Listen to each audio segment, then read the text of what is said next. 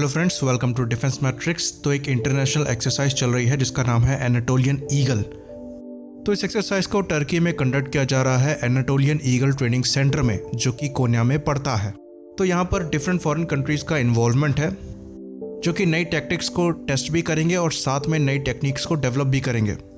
बाकी combined operations भी जो हैं वो परफॉर्म किए जाएंगे। तो पूरी एक्सरसाइज का जो मेन मकसद है वो कॉम्बैट इफेक्टिवनेस को बढ़ाना है आपस में मिलकर। तो यहाँ पर ACMI जैसे इंस्ट्रूमेंट्स को यूज़ किया जाएगा, यानी कि air combat manoeuvring instrumentation system पर, जिस पर हम डिटेल वीडियो बना चुके हैं। तो इनको यूज़ करने से जो लर्निंग है वो काफ़ी ज़्यादा इंप्रूव हो जाएगी और अच्छा खासा एक्सपोजर मिलेगा जो कंट्री इसमें पार्टिसिपेट कर रही हैं उनको।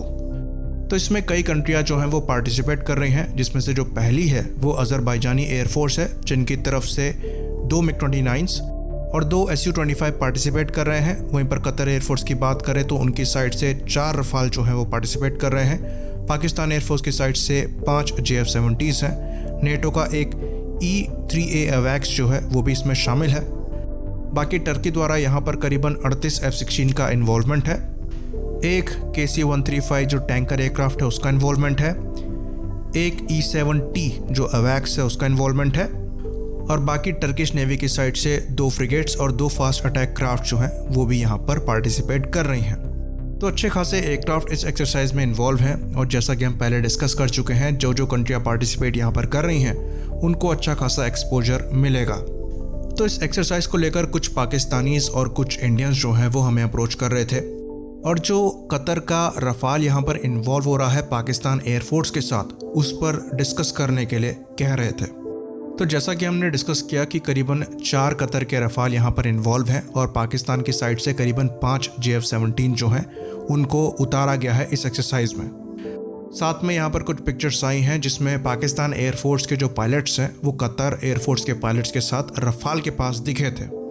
तो कुछ इंडियंस का ये मानना है कि ये चीज़ सही नहीं है, पाकिस्तानियों को रफाल के बारे में जानकारी मिल जाएगी और पाकिस्तानी ये सोच के खुश हो रहे हैं कि हमको रफाल के बारे में जानकारी मिल रही है, और जबकि रियलिटी ये है कि ये कोई बहुत बड़ी बात नहीं है। अगर आपने कोई प्रोडक्ट बनाया है इंटरनेशनल मार्केट के लिए और उसे अगर आप बाहर बेच रहे हैं, उस प्रोडक्ट के साथ साथ उसकी जो इन्फॉर्मेशन है वो भी बाहर है और उसको कलेक्ट करना कोई बहुत बड़ी बात नहीं है।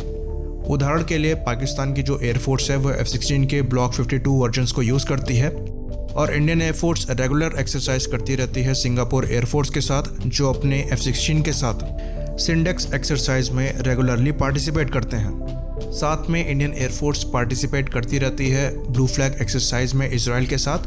तो F-16 का अच्छा खासा एक्सपोजर जो है वो इंडियन एयरफोर्स को मिला हुआ है। तो उस एयरक्राफ्ट की कमज़ोरियाँ कहाँ पर है, क्या स्ट्रेंथ है, इसके बारे में सारी जानकारी इंडियन एयरफोर्स को है।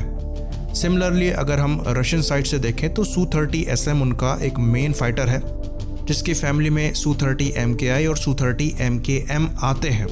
तो यूनाइटेड स्टेट्स जो है वो रेगुलरली एक्सरसाइज करती रहती है इंडियन एयरफोर्स के साथ और मलेशियन एयरफोर्स के साथ, तो उनको भी अच्छी खासी जानकारी है Su-30 MKM और MKI के बारे में।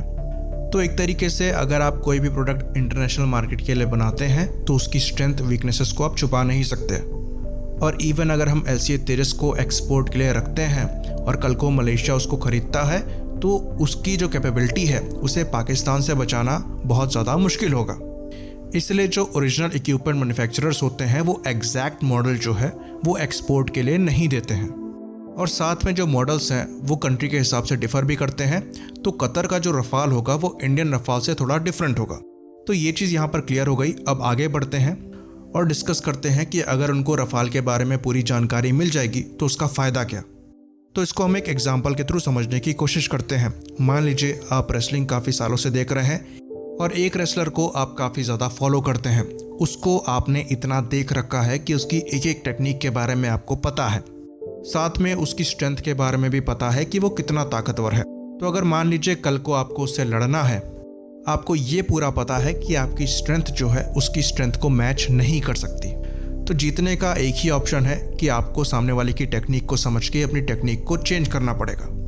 तो सामने वाले के बारे में जानकारी होने के बावजूद, उसकी ताकत का पता होने के बावजूद, जो सबसे इम्पॉर्टेंट चीज़ आपको जीतने में हेल्प कर सकती है वो टेक्निक है। और हर एयरफोर्स की टेक्निक डिफरेंट होती है। तो रफाल एक ऐसा रेसलर है जिसकी स्ट्रेंथ के बारे में पाकिस्तान को पता है कि वो उनके एयरक्राफ्ट से बहुत ज़्यादा ताकतवर है और उसको बीट एक ही तरीके से किया जा सकता है, वो टेक्निक से। और आप अपनी टैक्टिक्स और टेक्निक सामने वाले के हिसाब से तब डेवलप करेंगे जब आपको सामने वाले की टेक्निक और टैक्टिक्स का पता हो, जो कि पाकिस्तान को नहीं पता है। तो कतर के साथ ट्रेन करके वो इंडियन एयरफोर्स के लिए अपने आप को तैयार नहीं कर रहे हैं। ये बात और है कि ये ज़रूर पता कर लेंगे कि इनके जो सेंसर्स हैं उनकी स्ट्रेंथ कहाँ तक है और वो कितना दूरी बना के रखेंगे